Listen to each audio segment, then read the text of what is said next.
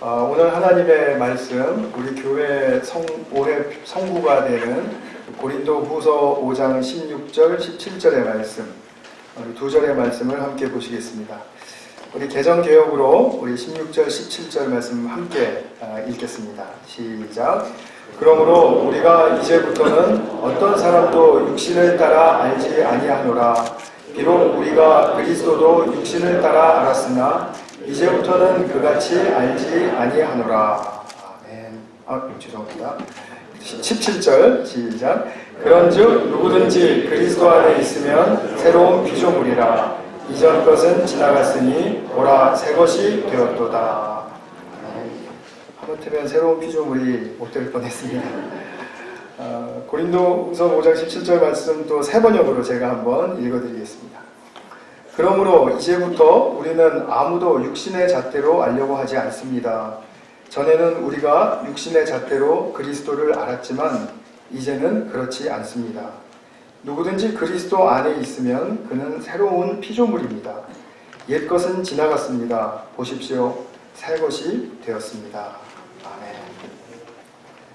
네, 오늘 새해 첫 주일 예배를 맞아서 또 이렇게 특별한 의미가 있는 날이니까 우리 옆에 있는 분들에게 인사를 하실 텐데요. 하나님의 복을 이 자리에서 많이 받으시기 바랍니다. 한번 새해 인사 좀 같이 옆에 분에게 하시죠. 부부지간이라 그래도 너무 어색하지 않으시니까.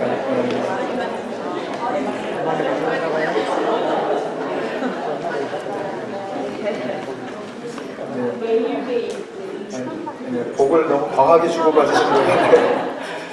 네, 우리가 올해 지금 읽으신 성구를 기초로 해서 그 표어는 그리스도 안에서 새 사람으로 살아가는 해 이렇게 이제 정했는데요. 과연 우리가 그리스도 안에서 새 사람 된다라는 것이 무슨 의미인가? 그것을 진지하게 생각해 보지 않을 수가 없습니다. 이것이 안 되면 그 이후로 쌓아지는 모든 신앙의 노력과 또는 어떤 역사도 금방 허물어질 수 있기 때문입니다. 그래서 새 사람 된다라는 의미를 제가 좀 설명을 드리려고 합니다.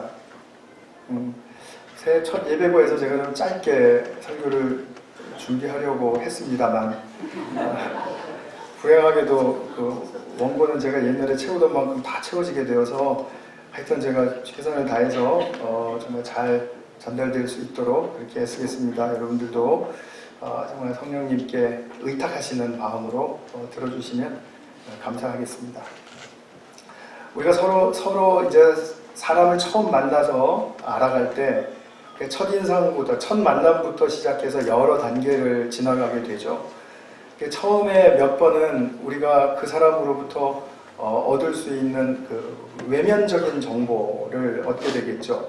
그 사람의 뭐 외모라든지 말투라든지 표정이라든지 인상이라든지. 그래서 이 표면적으로 드러나는 것을 중심으로 해서 저 사람 참 좋아 보인다, 저 사람 참 상냥하다, 이렇게 느끼게 되죠.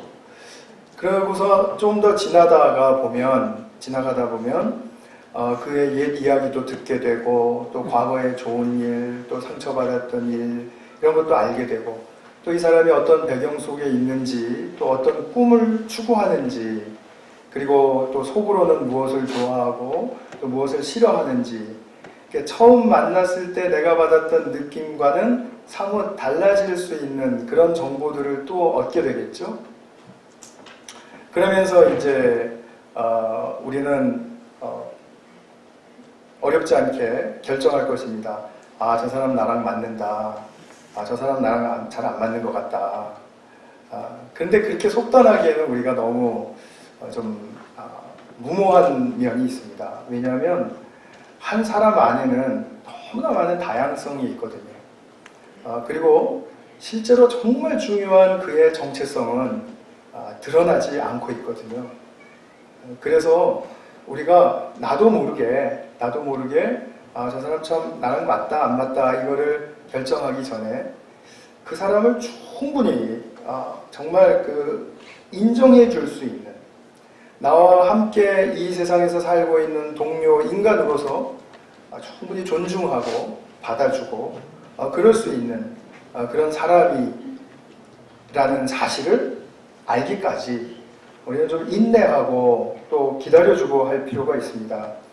근데 우리는 이제 가끔 경험하는 것은 뭐냐면 어떤 일을 잘못하거나 아니면은 버릇없게 한번 굴었다거나 그러면은 굉장히 그 낙인을 찍는 경향이 있습니다. 그건 우리의 이제 약점이겠죠. 그래서 우리가 사람에 대해서 알아갈 때 또 특별히 나에 대해서는 성도님들 잘 알아가고 계십니까? 나는 이런 존재다라고 하는 그런 어떤 자신에 대한 정체성을 분명히 말씀하시고 다른 사람에게도 알려주실 수가 있을까요? 네, 그런 것이죠. 그런 거에 대해서 우리가 진지해야 된다는 거죠. 그런데 이제 이런 일들을 또 오래 하다 보면 그냥 알 것 같은데 어느 순간에 또 모르는 것 같은 그런 느낌이 든단 말입니다. 그래서 우리가 인간을 알아갈 때 의학적으로 알아가죠. 요즘 정신과적으로 또 호르몬으로 다 또 설명을 또 할 수 있으니까 또 우울증이 있다 그러면은 세라토닌이라는 호르몬이 부족하구나. 그래서 그걸 좀 잘 충당시켜줄 수 있는 방법을 찾으면 되는구나. 이렇게 해서 사람에게 맞는 것들을 이렇게 처방도 해주고 이게 잘 할 수 있게 해주는 것 같은데, 그래서 사람을 더 많이 알게 되는 것 같은데, 그게 이제 사실은 굉장히 한계에 부딪히는 때가 우리에게 너무나 많다라는 것이 우리의 현실인 것 같습니다. 근데 사도 바울이 이렇게 우리가 사람을 알아가고 하는 그런 모든 인생의 과정 중에서 본인이 분명하게 선포하는 말이 오늘 있었죠. 그게 뭐냐 하면 이제부터는 사람을 육신을 따라서 알지 않는다. 육신을 따라서 안다라는 말이 무슨 말입니까? 제가 조금 전에 말했듯이 의학적으로 사람을 알아갈 수 있습니다. 심리학적으로도 알아갈 수 있고 또 관계적으로도 철학적으로도 여러 가지를 통해서 알아갈 수가 있습니다. 알아갈 수가 있는데 사도 바울은 딱 자기가 추구하는 정한 한 방향, 육신을 따라서 사람을 이해하지 않는다라고 이렇게 이야기를 합니다. 그리고 여러 가지를 설명을 드릴 수가 있겠지만 제가 간략하게 3가지만 좀 말씀을 드려보겠습니다. 육신을 따라서 사람을 알려고 하는 그런 노력은 첫 번째로 자기가 속했고 또 자기가 따르는 그런 전통과 문화적인 습관에 의하여 그 사람을 판단하고 알았다고 그렇게 생각하는 것입니다. 예를 들면 한국 사람은 옛날부터 어른을 만나면 굉장히 공손하게 인사하는 것이 굉장히 우리에게 거의 불문율이죠. 그래서 아무것도 모르는 아이 때부터 배꼽이라는 말을 가르쳐주고 그리고 또 인사라는 말을 덧붙여서 배꼽 인사 이렇게 해줘. 그래서 저는 근데 요즘 이상한 배꼽 인사를 좀 몇 번 만났습니다. 그게 뭐냐면 배꼽 인사 그러면은 이렇게 하고 이렇게 숙이라는 뜻 아닙니까? 근데 배꼽 인사 그러니까 배꼽에다 손을 얹는 게 인사라고 생각하는 것 같아요. 그래서 이러더라고요. 이게 배꼽 인사라고 그렇게 지금 와전돼 있구나. 배꼽 인사를 가르쳐 주시려면은 철저하게 끝까지 가르쳐 주시기 바랍니다. 그래서 맞아. 사람은 정말 아무리 가르쳐도 자기 식대로 받아들이면 저럴 수밖에 없다. 자기가 배꼽 인사했다고 생각할 거 아닙니까? 아이들은 그죠? 그죠? 그런 거죠. 그럼 배꼽 인사 근데 잘하면 굉장히 그 사람에 대해서 그 아이에 대해서 안정감을 느끼고 또 호감까지도 느낀다는 거죠. 그 우리나라에만 있는 배꼽 인사 때문에 생기는 그런 안정감과 호감입니다. 그리고 우리나라 선배들은 후배들 다 사줘야 되잖아요. 식사도 사주고 커피도 사주고 이게 미덕이죠. 미국에서는 안 그렇습니다. 미국에서는 또 그러지 않아도 됩니다. 근데 이런 거 잘하면 저 사람 참 좋은 사람이다. 이렇게 평가하죠. 바로 육신에 따라서 아는 것의 한 부분이라고 말할 수 있죠. 또 다른 면을 본다면 어떤 사람이 자기의 역할과 기능을 잘 담당을 해서 생존하기는 물론 또 성공하기까지 정말 자기의 능력을 잘 구비한 사람이 있을 수 있습니다. 그래서 그것도 훌륭한 면이죠. 훌륭한 면이죠. 누구나 다 그렇게 할 수 있는 것도 아니고요. 부분적으로 맞습니다.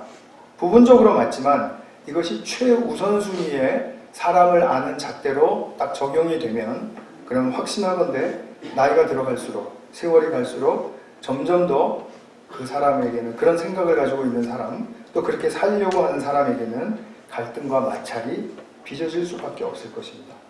그걸 알아야 됩니다. 왜냐하면 생존과 성공이라는 것은 굉장히 우리를 장악하는 능력이 있습니다. 우리의 심령을 장악을 해버립니다. 그래서 내가 이것에 못 이겨내면 나는 망한다.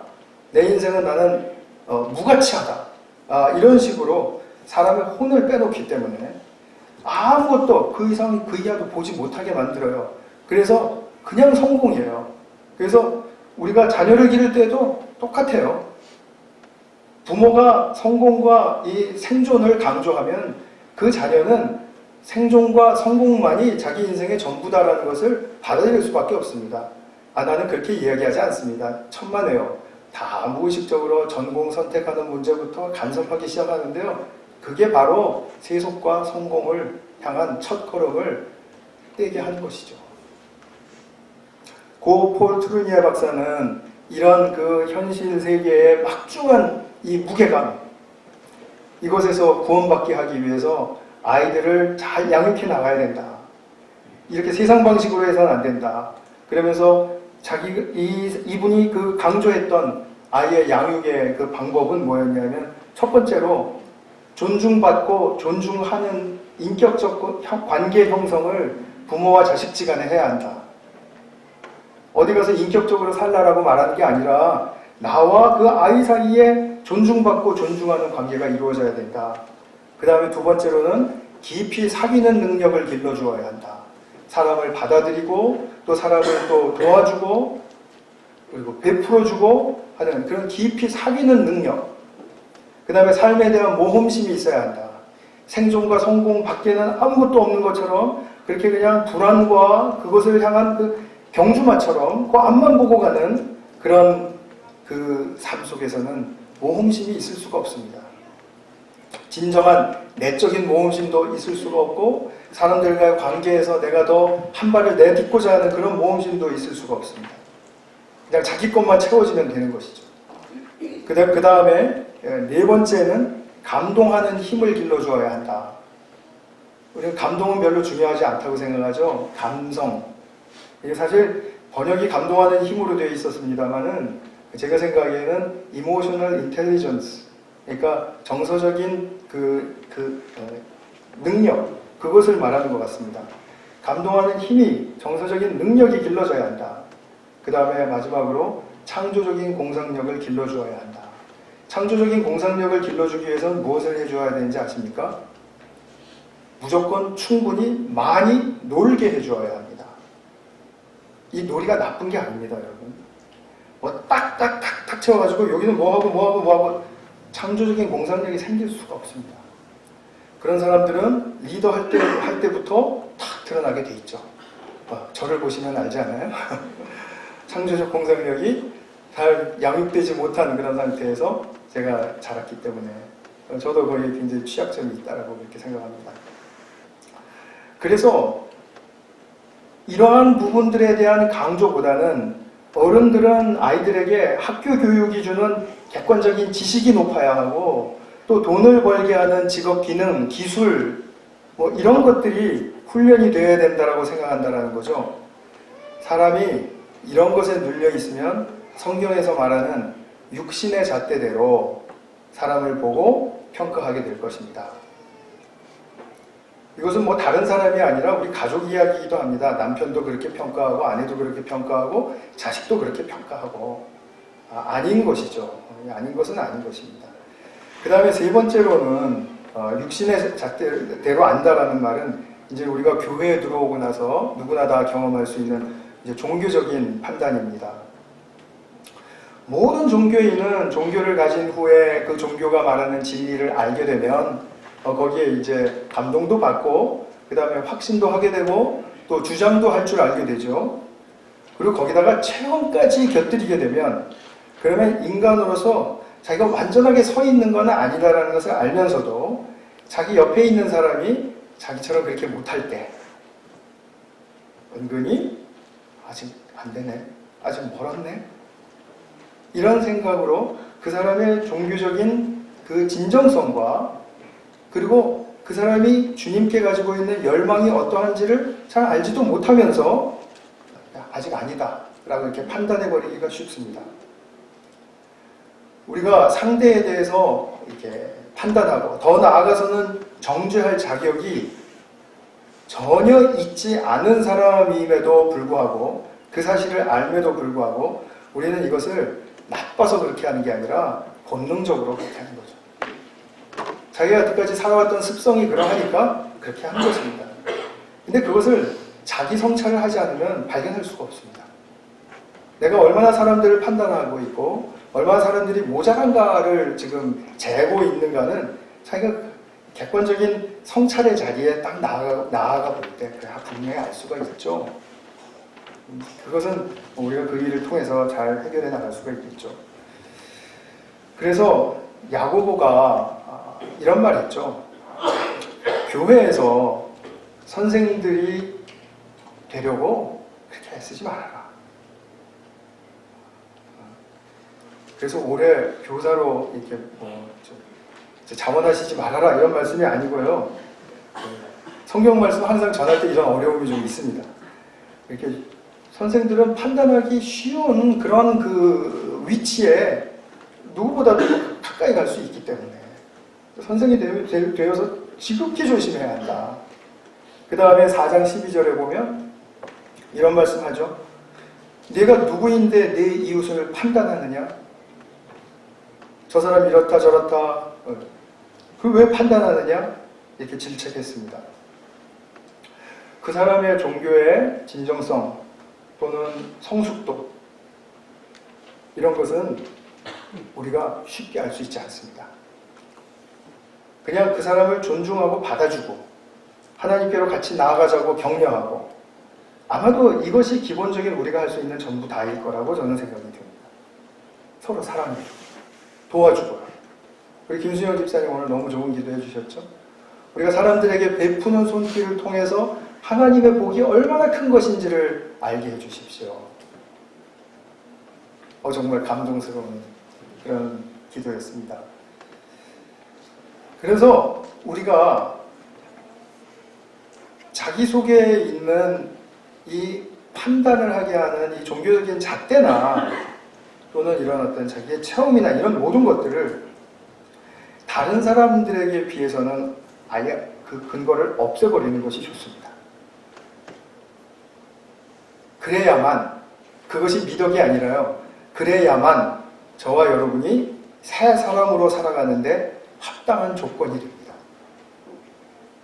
판단하고 이렇게 하는 중간에는 새 사람으로서의 특징을 드러낼 수가 없습니다. 그래서 제가 두 번째로 새 사람은 어떤 특징을 갖는가, 이 부분을 좀 설명드리려고 합니다. 우리가 육신의 잣대대로 그 사람을 판단하는 그런 도덕적인 또는 지식적인 또 훈련에서 얻은 그런 성품과 능력, 이런 부분 또 생존하고 이런 어떤 능력과도 같은 것과 1차적으로 새 사람은 아무런 관계가 없습니다.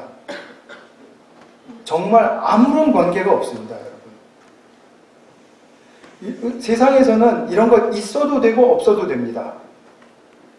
다시 한번 말씀드리면 도덕적인 것, 지식적인 것, 훈련받아서 쌓은 그런 성품과 능력과 이런 것들은 세상에서도 있어도 되고 없어도 됩니다. 새 사람이 되는 데는 전혀 그것이 무관하다라고 말할 수는 없겠지만 1차적으로 관계가 없습니다. 새 사람의 특징은 무엇입니까? 새 사람의 특징이라는 것은 너무나도 단순하고 너무나도 분명해요. 그것은 눈에 보이지 않는 진리의 주인이 되시는 하나님을 알아가는 그 길이 열린 사람이, 자기 내면에 그 길이 열린 사람이 새 사람입니다. 다른 거 필요 없습니다. 눈에 보이는 진리의 영역이 있다면 그것을 붙들고 싶겠죠. 그러나 우리의 진리의 영역은 눈에 보이지 않는 부분이 빙산에 또 같이 훨씬 더 큽니다. 그 모든 진리를 장악하고 주관하고 계신다라는 하나님이 사랑이시라는 사실, 그것을 의식하게 되고 그것을 믿게 되고 그래서 그것에 나의 삶을 드리게 되는 그 특징을 가진 사람을 새 사람이라고 말합니다. 근데 그 아버지를 우리 스스로 알 수가 없지 않습니까? 그래서 아버지를 알게 해주시기 위해서 이 땅에 오셔서 아버지의 뜻에 맞추어 사시고 급기야는 죽기까지 아버지 뜻에 따라서 순종하신 예수님만이 나를 이 새 사람의 길로 들어가게 하는 유일한 구주이시고 나의 삶의 주인이시다라고 분명하게 고백할 수 있는 사람, 그 사람이 새 사람입니다. 이것보다 더 중요한 새 사람의 속성이 있을까요? 이 새 사람이 되어서 성숙하는 과정에는 많은 필요가 다양하게 있을 것입니다. 우리 모두 다 처지가 다르고, 그리고 모두 다 각자가 다 이제 신앙의 경륜도 다르고, 또는 또 모든 그 백그라운드가 다르지 않습니까? 그렇기 때문에 우리에게 이 성숙하기, 새 사람으로 성숙하기 위해서 필요한 것들은 다 다르다고 말할 수 있어요. 그러나 어느 단계에서든지, 어느 사람이든지, 어느 상황에서든지 꼭 필요한 공통적인 한 가지 위대한 속성이 있습니다. 그것은 여러분들도 짐작하실 수 있듯이 하나님의 위대한 사랑입니다. 제가 오늘 이 사랑을 좀 설교를 하려고 합니다.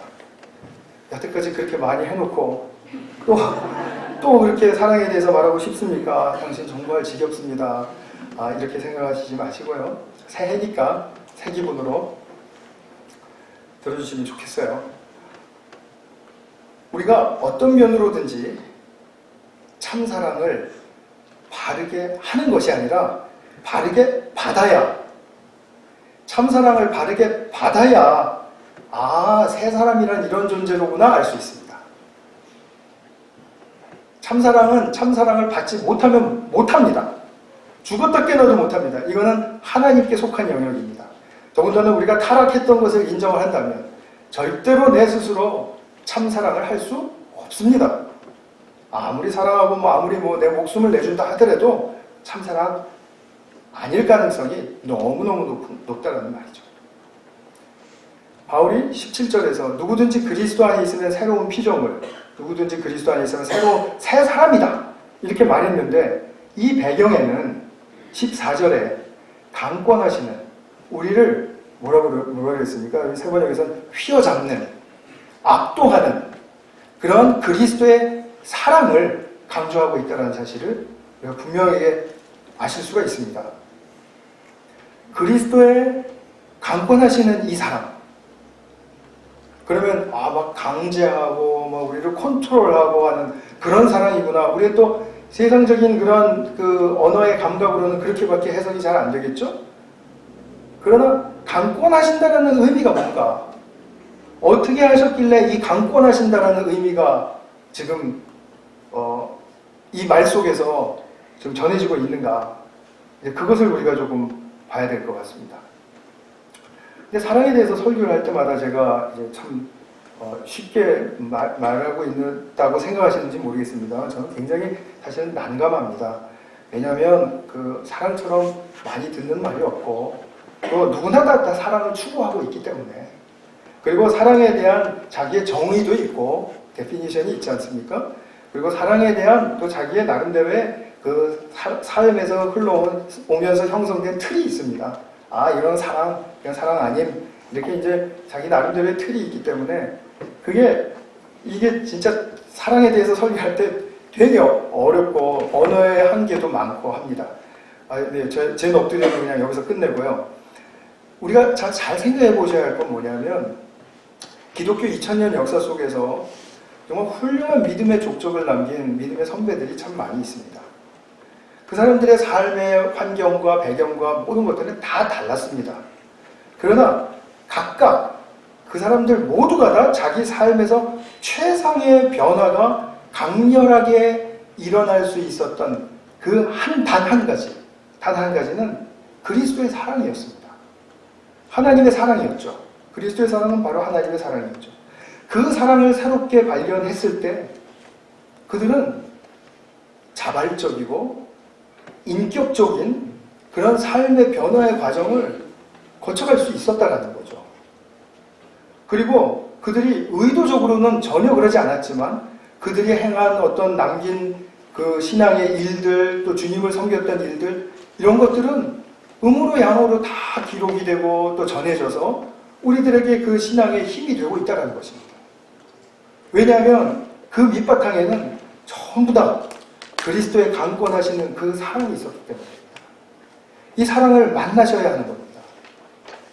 근데 이 사랑의 가장 큰 특징은 무조건적입니다. 무조건적이라는 말 아시죠? 조건을 따지지 않는 사랑이라고 말하는 거죠. 그런데 우리는 무조건적인 사랑이다. unconditional love. 그러면 sounds good? 듣기 좋다? 이렇게 생각하실지 모르겠는데 사실은 우리는 무조건적인 사랑을 받아들이지 못합니다. 왜 못하는지는 제가 뒤에서 설명을 좀 해드리겠습니다. 무조건적인 사랑이 아직 무엇인지를 모르기가 너무 쉽습니다. 특히 그리스도의 사랑을 만나지 못했다면 무조건적인 사랑이 무엇인지 잘 모를 가능성이 너무 농후합니다. 왜냐하면 우리의 삶 속에서는 계속해서 너그러운 조건적인 사랑을 사랑이라고 받아들이고 살았기 때문입니다. 이 사랑을 삶 속에서는 본 적도 없고 배운 적은 더더군다나 없고 누가 막 무조건적으로 사랑하라고 가르치나요? 그렇게 안 가르치죠. 지혜롭게 하라고 그렇게 하겠죠. 그리고 이것을 경험한 적도 없기 때문에 만일 내가 만난 그리스도의 사랑이 좀 다르네 하고 느꼈다 할지라도 이내 그 특별한 사랑이 아니라 그냥 좋은 사랑이구나 하고 내려놓았고 그냥 흘려보냈을지도 모릅니다. 아마 우리의 신앙의 체험 속에서 그런 일이 굉장히 많았을 거라고 저는 생각이 됩니다. 그런데 우리가 살아가면서 음으로나 양으로나 우리 자기 자신 안으로 깊이 들어가서 보면 정말 우리의 신음이 많습니다. 괴로움이 많고요. 여기에 정말 괴로움 없는 분이 있습니까? 인생에 나는 이 정도면 정말 나는 퍼펙트하다. 퍼펙트하진 않지만 난 정말 만족한다. 이런 분이 있습니다. 그래서 신음하고 괴로워하고 있는 모습을 우리가 발견하게 됩니다. 과거의 일이든지 지금 현재 관계에서 일어나는 일이든지 아니면 나의 실패든지 아니면 나의 정말 큰 실수라든지 아니면은 이유는 모르겠는데 왜 나를 이렇게 미워하는지 또 이유는 모르겠는데 왜 난 저 사람이 그렇게 싫은지 그건 정말 알 수 없는 괴로움입니다. 그런데 그 괴로워하고 있는 모습이 어디서 발생을 했는가 그것을 잘 살펴보면 대부분 자기 삶의 과거에서부터 온 것입니다. 내가 그렇게 살기로 결정을 했다는 거죠. 그래서 특히 우리 인간은 관계를 맺지 않고는 살 수 없기 때문에 관계 맺고 사는 사람들과 그 얽힌 그런 얽힘 속에서 받은 상처와 판단과 비난 이런 것은 대단히 우리의 내면을 괴롭게 만들죠.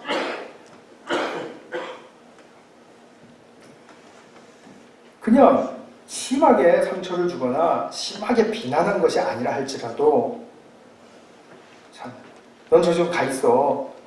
이렇게 한 말 한마디가 어렸을 때 무한을 당한 것으로 기억이 나서 그 무한당했던 그 순간으로부터 나는 무한당하지 않기 위해서 나는 정말 발버둥을 치면서 살아야 되겠구나 라고 이렇게 구체적으로 생각은 안 하겠지만 그것이 너무나 싫으니까 자기는 그렇게 살려고 애를 써왔던 거죠.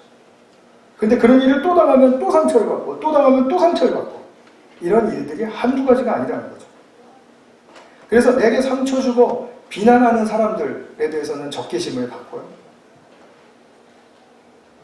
저 사람 마음이 좋아서 적개심 안 가질 것 같은데 그런 사람 아무도 없습니다. 나를 상처 주고 비난하면 누구든지 그 사람에 대해서 적개심을 일단 반응적으로 갖습니다. 그런데 이제 여태까지 살아왔던 도덕적인 그런 자기 성품적인 훈련이 있기 때문에 그냥 이렇게 좋게 넘어가는 거죠. 그런데 좋습니다. 좋게 넘어가든 적개심을 폭발시켜서 싸움을 일으키던 그런 시간이 오래오래 가다 보면 뭐 그런 과정들 뭐 전부 오래 갔다고 치고요. 결론에 도달하는 부분은 어떤 결론의 부분에 도달할까요? 그런 상황이 오래 가면, 반복적으로 오래 가면 악순환인데요. 오래 가면 결국은 자기 자신에 대한 회의, 후회, 자책으로 괴롭게 됩니다. 아닌데요? 나는 그렇지 않은데요? 천만의 말씀입니다. 그런 시기가 오래 지나서 내가 지치잖아요? 지치면 내 인생 도대체 뭐야 이거? 왜 나는 이렇게 살아야 돼? 내가 이렇게 살려고 태어났어? 누구 때문에 그렇고 누구 때문에 그렇고 하도 이제 누구 때문에라는 블레임을 하다가 지치면은 그 다음에는 나는 왜 그런 블레임 하나 이렇게 견뎌낼 수가 없는 사람이 되어버린 거지? 왜 나는 이런 작은 거에도 하나 그냥 움찔하고 위축되어가지고 온통 나의 그 자기 방어를 내세우고 냉정해지고 사람들 보면 투명인간 취급하고 나는 왜 이렇게 살아야 되는 거지?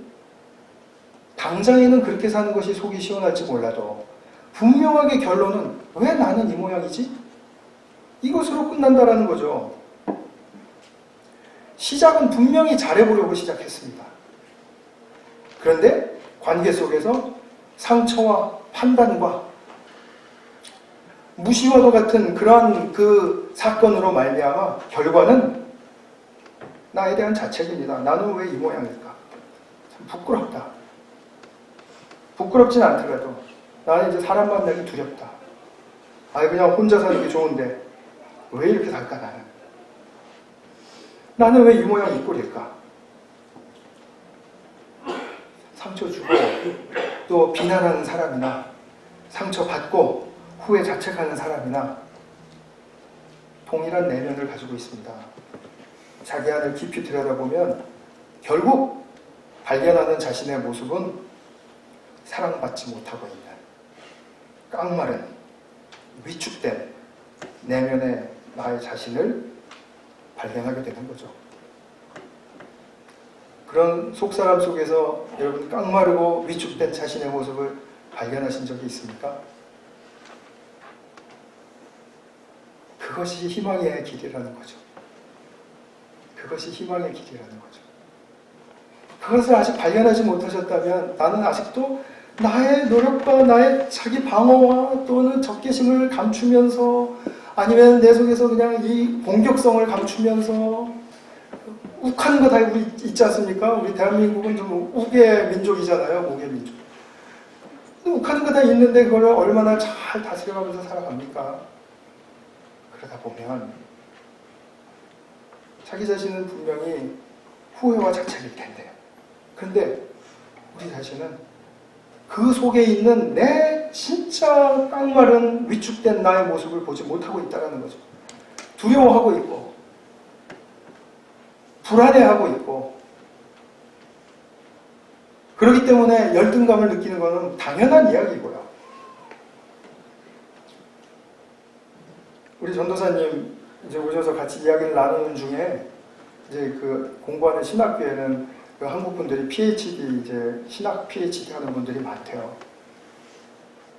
근데 그분들은 자기보다도 훨씬 더 많이 알고 그리고 신학적으로도 깊은 소양이 있고 그리고 정말 멋지게 사는 것 같은데 나중에 자기를 자꾸 조금 좀 이상하게 이렇게 해서 나를 알고 보니까 자기들이 영어 못한다는 것 때문에 자꾸 이렇게 친하게 지내려고 하지 않고 그리고 그 사역까지도 좀 이렇게 비판하고 하는 그런 그걸 경험했다고 하면서 아픈 그 일을 저한테 고백하는 것을 제가 들었습니다. 겉으로는 화려하고 웃고 좋아 보일 수 있죠. 능력 있어 보일 수 있죠. 근데 내면의 바닥에서 떨어져서 일어서지 못하는 자신을 정말 분명하게 이게 나구나 하고 볼 수 있게 되는 것. 그 자리가 은혜의 자리입니다. 왜 은혜의 자리인지 아세요? 그 자리에서는 분명하게 들려지는 주님의 음성이 있습니다. 내가 너를 사랑한다. 너는 나의 기쁨이다. 네가 어떤 상황이 있든지 어떤 것을 저질렀든지 간에 묻지 않는다. 너는 나의 사랑하는 아들이고 너는 나의 기쁨의 딸이야. 이런 음성이 들려질 때 우리는 금방 감복하지 않습니다. 왜냐하면 여태까지 내가 알고 있던 사랑의 틀과 방식이 있거든요. 그러면은 반사적으로 또 물어요. 여기서 이제 진짜 내면의 씨름이 시작하는 순간입니다. 야곱이 약복강가에서 했던 밤새도록 했던 씨름이 이 씨름이라고 볼 수 있습니다. 우리가 주님께 반사적으로 묻는 건 뭐냐면, 주님, 제가 이렇게 못나고 죄를 수없이 지었고 그리고 정말 이렇게 위축되어 있고 정말 초라한데 그런데도 사랑하십니까? 주님, 제가 이렇게 죄를 많이 지었는데 그럼 주님은 죄도 사랑하십니까? 이렇게 물어볼 수 있는 게 우리들의 현실입니다. 말도 안 되는 이야기를 억지를 부리면서 나오게 되는 말인 거예요, 그게. 바울을 한번 생각해 보십시다. 바울은 크리스찬들을 많이 죽인 사람입니다. 다른 죄는 거론도 하지 않겠습니다. 살인이라는 죄는 그 가족을 파괴하는 아주 파괴적인 정말 최악의 죄이고요. 사람의 존엄성의 그 생명을 빼앗는다는 건 그건 자기가 하나님보다도 더 높은 심판자가 되겠다라는 그런 아주 중죄 중에 중죄이죠. 그런데 그리스도의 사랑을 만났대요. 그리고 그리스도의 그 사랑이 자기를 강권하더랍니다. 그 말은 무슨 말입니까? 주님, 내가 이렇게 사람을 많이 죽였는데 주님한테는 이게 괜찮나 보죠? 주님한테는 이 일이 별로 중요하시지 않나 보죠? 이렇게 대들었다는 거죠. 자기가 그렇게 강권적으로 대드니까 더 위대한 사랑의 능력이 거기서 경험이 되더라는 겁니다. 그 경험이 뭡니까? 주님이 그럼 뭐라고 말씀하실까요? 바울이 그렇게 말했을 때. 죄? 파괴적이고 나쁜 것이지. 그죠? 그럼 맞습니다. 죄를 아는 것 중요한 일이지. 그러나 너는 죄만 보냐? 나는 너의 죄와 더불어 네 안에 이미 창조될 때 심겨졌던 그런 인간의 거룩한 속성, 지난 송구영신 예배 때 제가 말씀드렸죠? 복과 권세를 입은 하나님의 형상, 나는 그것을 지금도 보고 있다. 그때 가졌던 너에 대한 이 사랑, 지금도 포기하지 않고 너에게 부어주고 있다는 이 사실을 너에게 알려주고 싶은 것이다.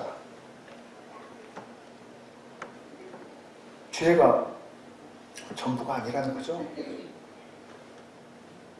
사랑으로 창조하신 나라는 존재는 원래 하나님께 기쁨이었고 그리고 주님께 사랑이었다는 것입니다. 집 나간 둘째 아들 누가복음 15장에 나와 있는 그 이야기 너무나도 유명하니까 잘 아시죠?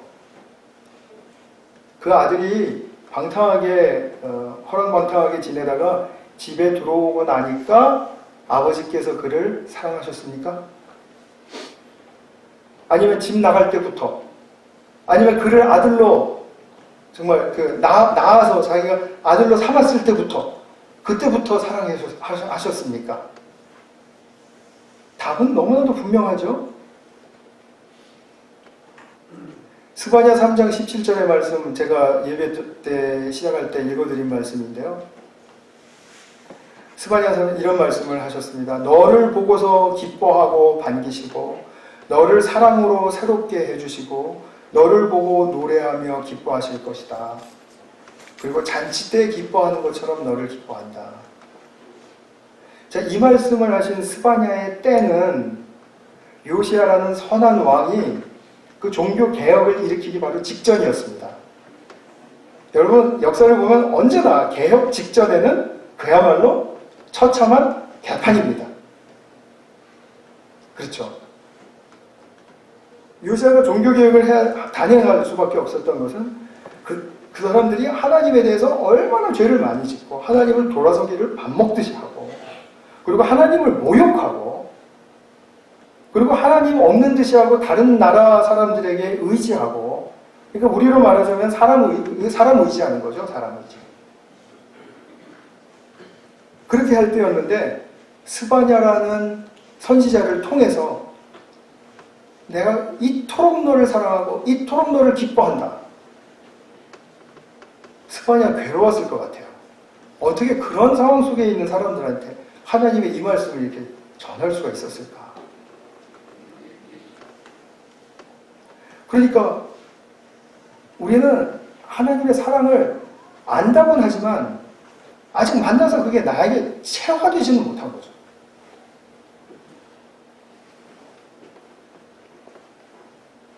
진지하게 권면드리고 싶습니다.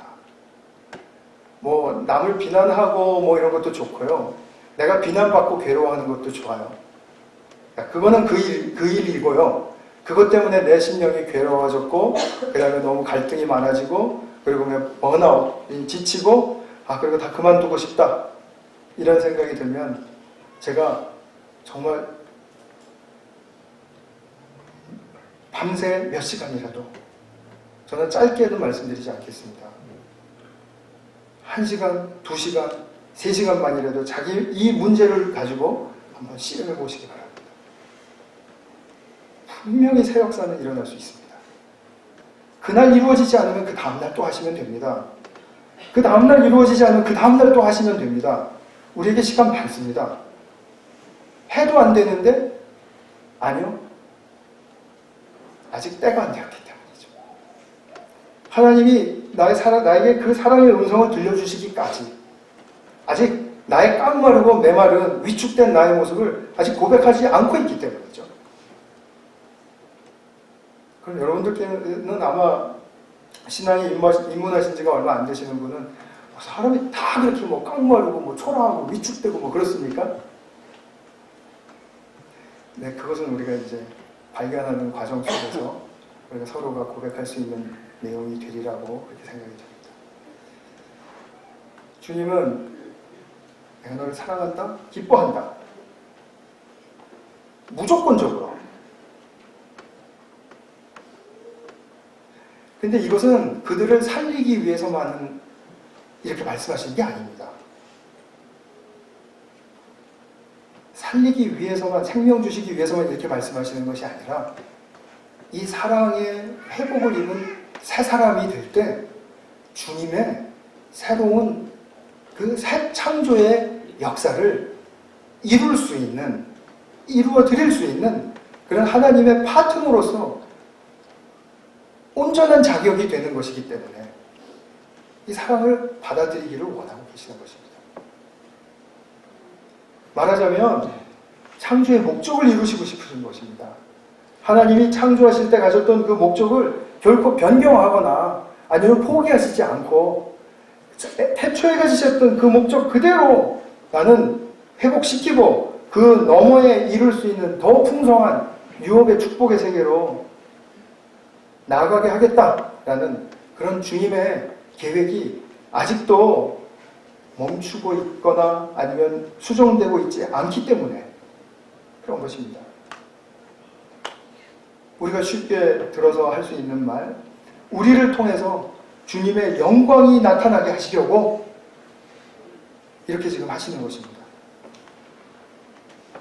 그래서 사랑받은, 사랑을 만난, 사랑을 체험한 하나님의 자녀가 새 사람이 되어서 주님의 왕업을 감당합니다. 제가 왕업 얘기는 송구영신 예배 때 드렸습니다. 창조될 때 우리가 두 가지 복을 받았다 그랬죠. 첫 번째는 큰 복을 받은 존재다. 생명의 복을 받은 존재다. 그래서 생육하고 번성하고 충만하게 된다. 두 번째는 다스림의 권세를 주셨다고 했죠. 이 다스림의 권세는 섬김의 권세다. 예수님이 우리에게 오셔서 보여주신 그 섬김의 권세, 사랑의 권세, 그것이다. 이것이 우리에게 회복되기 위해서는 주님의 무조건적인 사랑을 받는 기쁨의 아들, 기쁨의 딸이 되지 않으면 그것은 묘한 것이죠. 말로만 이렇게 넘어가는 것입니다. 따라서 지금은 내가 어떠한 사랑을 받는 새 사람으로서 존재하는가에 대한 자각과 의식이 필요합니다. 예수님을 믿고서 내 안에 반드시 이루어져야 할 것들입니다. 새 사람으로서의 자각과 의식, 그것이 꼭 필요하다는 말씀이죠. 예수님은 결코 내 편을 들어주시고 나를 정당화시켜 주시기 위해서만 오시지 않았습니다. 예수님이 오신 이유는 그런 면도 있지만 더 분명한 것은 아버지가 이토록 태초부터 부어오셨던 이 사랑을 포기하시지 않으시고 무조건적으로 사랑하시고 기뻐하시는 존재가 바로 여러분들이다라고 그렇게 말을 해주시기 위해서, 즉 아버지의 사랑을 정당화해 주시기 위해서, 입증해 주시기 위해서 그래서 오신 분입니다. 이 사랑은 변하지 않을 것입니다. 여태까지 변하지 않은 것을 보면 정말 앞으로 예수님 오실 때까지 얼마 남았는지 모르겠습니다만 변하지 않을 것이니 분명합니다. 이 변하지 않을 이 사랑에 우리의 삶을 걸어볼 수 없겠습니까? 우리의 인생을 걸어보자고요. 이것이 바로 우리가 살 길이라는 거죠. 정확하게 말씀드리면 사라지는 길이라는 거죠. 이 사랑을 받지 않고 계속해서 나의 사랑의 틀과 나의 사랑의 방식으로 재해석하고 오해하고 와전시켜서 그냥 그것이 주님의 그냥 좋은 사랑이려니 이렇게 하신다면 주님이 사랑하신다라는 그 고귀한 사실조차도 물거품으로 만들어버릴 수 있는 그런 결과를 가져올 수 있다는 것.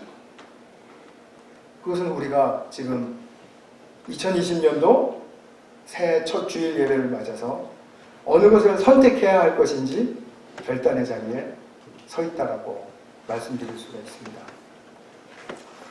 말씀 맺겠습니다. 올해 사랑받는 자녀로 새 사람이 왕업을 잇는다는 사실을 꼭 기억해 주시기 바랍니다.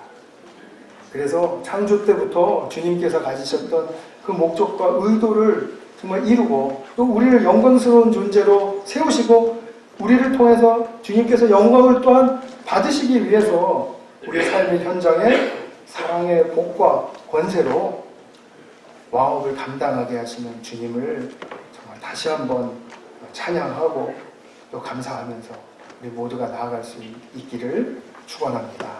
같이 한번 기도하겠습니다. 이 새해를 맞아서 정말 주님 앞에 주님 제가 새 사람으로 사는 길, 주님의 이 무조건적인 사랑을 좀 체험한 분이 있다면 다시 한번 체험하게 해주시고 또 그것으로 말미암아 나의 인생이 더욱더 새로워져서 주님께 참된 복과 권세를 다시 회복하고 그리고 그것을 위해서 살아갈 수 있는 그런 복된 인생 되게 해주십시오. 우리 같이 한번 기도하겠습니다. 네, 우리 올 한 해 우리 교회를 주님 앞에 맡겨드리면서 우리 교회를 위해서 잠깐 기도하는 시간을 갖겠습니다. 먼저 우리 중고등부 전도사 청빙이 잘 될 수 있도록 또 우리가 또 드리는 예배와 모든 모임이 주님께 참으로 기쁨이 되고 사랑스러운 모임들이 될 수 있도록 우리 같이 위해서 한번 기도하겠습니다. 사랑하는 아버지 하나님, 그리스도 안에서 새 사람이 되어서 그 새 사람으로 살아간다라는 의미와 내용이 무엇인지 오늘 함께 말씀을 통해서 살펴보았습니다. 강권하시는 그 사랑, 내가 강권하며 주님께 대들 때 주님께서는 그것마저도 부드럽게 놓으실 수 있는 그런 압도하는 사랑으로 우리를 찾아와 주시고 베풀어 주신다는 그 엄연한 사실 위에 우리의 삶이 잘 새 사람으로서 세워져 갈 수 있도록 축복하여 주시옵소서. 우리 구주 예수 그리스도의 이름으로 기도하였습니다. 아멘.